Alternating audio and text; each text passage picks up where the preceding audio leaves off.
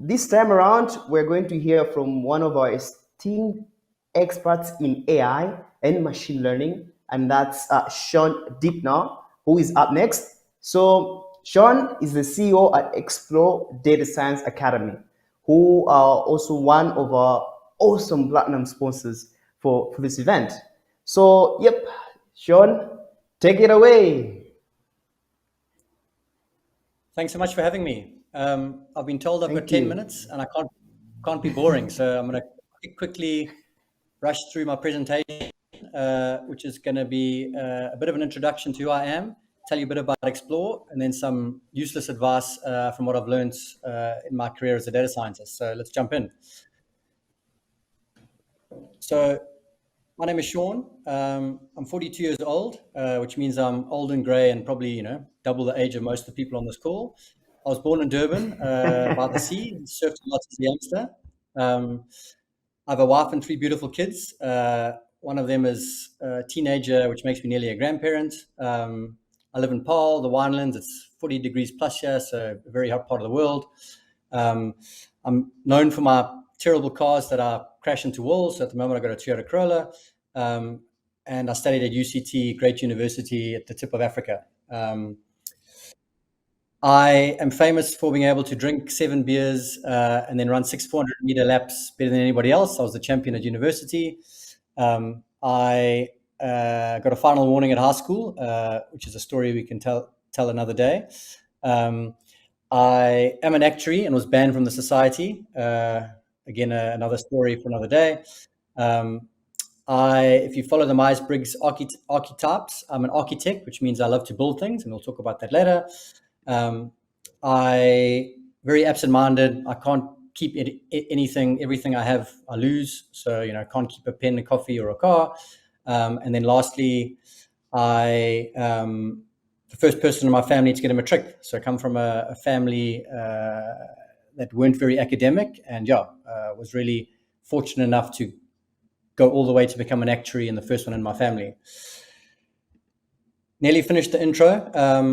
What's I guess is important and probably similar to most of you, I love solving problems with data. So loved maths at school, went home and did maths problems for fun, as I'm sure all of you do and did.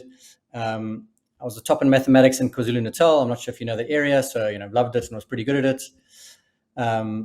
I lectured actuarial science at the University of L2.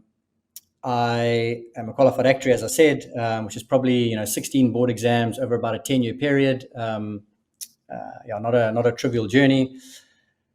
I worked at McKinsey, which is one of the top management consultancies in the world. There you're solving problems for C-suite executives, sort of in a data-driven, fact-based approach. And then lastly, I worked in corporate South Africa at some big companies, which included Nedbank, Old Mutual, and Vodacom, and was the chief actuary of some of them. So I've sort of been in quite senior analytical positions in big blue chips of African companies. So that's a bit of my sort of analytical background, but also a picture. Avid reader, studied English at varsity, did a creative writing course. I read 1-2 books a week. I've written a couple of books in my life. Love J.M. Coetzee, South African Nobel Prize winner. And for me, English and mathematics are very similar disciplines. They're both languages and allow you to express ideas in the forms that they come. And then lastly, and most importantly, I love building businesses. So with all that background, I've been fortunate enough to be on teams building many businesses. I was on the founding team of NedLife, which built simple risk and savings businesses across Africa. Was on the Vodacom and founding teams, the long and short-term insurance. If you look at the Vodacom website, they sell from prepaid life cover from R1 a day, all the way through to sort of large underwritten coupons. I founded Viva Life, which is a life insurance company. I co-founded Simply, which is a direct-to-consumer digital life insurance company. I was one of the founders of Guidepost Life, which is a platform that gives diabetics life cover and manages their disease throughout their term. And I guess last in where I am today, the founder and CEO of Explore, which we'll talk about in a second. So that's my journey in 4 minutes, and I'm nearly finished now. I guess I am the founder of Sierra Explore. It's the largest data science academy in Africa, as far as we know. We've taught thousands of students over the last few years. We've got about 1,500 as we speak. And our mission is to teach them these critical skills that you're all learning and find them high-paying tech jobs in the first world, right? So thousands taught, over 90% placements, high salaries, global-based. What most people don't know is we've also got businesses that build solutions. We got about 200 scientists and engineers who build production-grade solutions for companies around the world. Last year we won a number of international awards, one of them being a Data Science Project of the Year, an IoT App of the Year. And as I said, we've got lots of incredible engineers, most of them PhDs and masters, who are building those machines. And it's those engineers who bring the latest cutting edge tools, platforms, and open source libraries into our curriculum, which keeps our curriculum up to date and modern, and we think cutting edge. Two quick examples, and then I'm going to finish up with some advice. So we work for the largest water and waste company in the world, Thames Water.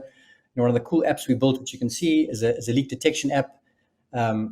Picture an Uber type app. The technician will log in, wake up. We've taken, I think, about 92 factors of the pipes and the surrounds, as well as the flow pressure, temperature, real-time readings. So part supervised, part unsupervised. It then risk rates the pipes and then takes them to the pipe that's leaking the most. So that machine learning real-time application has transformed the way they find leaks, and productivity is up 30%, and they've reduced leakage, from like 30% to I think 20%. So, and that won IoT App of the Year award. Another quick example, in the water space, one of the biggest issues is when big trunk mains burst. So big trunk mains are, almost the size of your garage, and that takes water from the reservoir to the houses. If those burst, you've got a big problem. Sometimes, they can burst in London, basements flood, people die. So it's like it's a environmental hazard, but also deadly if in crowded areas.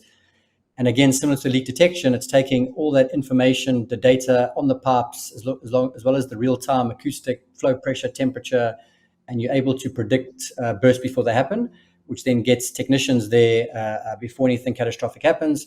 Or if something catastrophic does happen, you get people there in time to fix and clear the environment or the sort of situation.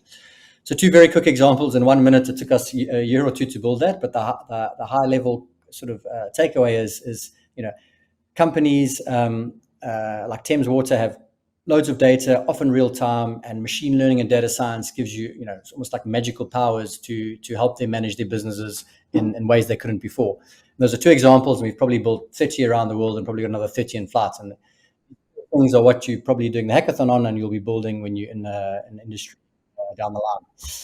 So 2 minutes to go, and what have I learned in my life, right? So the first piece of advice I'd give to those on the call is, find your cause. What do you believe in? What mission do you want to enter?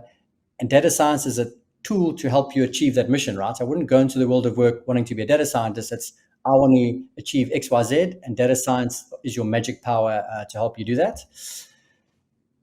You're all probably about to find a job in the next year or three. The default reflex is the glossy bank down the road that's going to pay the high salary. That's the wrong thing to do.